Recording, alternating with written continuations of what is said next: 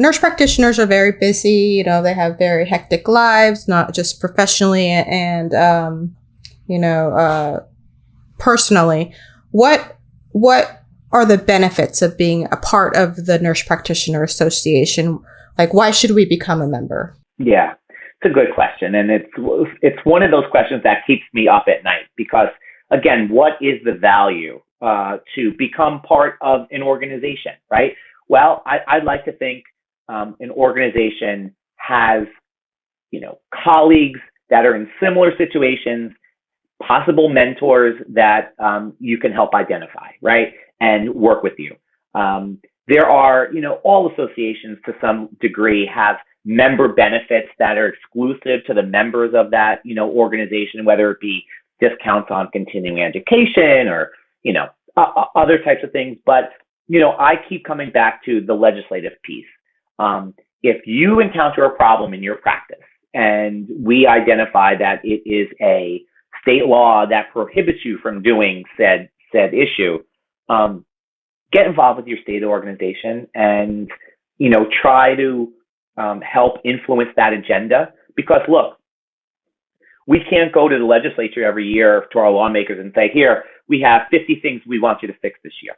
And that's just not going to happen, right? So we have to prioritize what makes the most sense, and the board of directors does this, right? So it's conversations. What's affecting the most people? What's affecting the most patients? And how can we come up with a solution to fix it? So, I think that's really powerful that, you could bring a potential issue and get it potentially fixed in state law. And I think that's really powerful. But, I don't want anybody to think it's all about legislation, right? It's because it's not. That's a small part. It's a significant part, but it is an opportunity for continuing education and networking. I'll also won't forget, as a member, I've gone to many a meeting. Each region has their own monthly meetings and whatnot.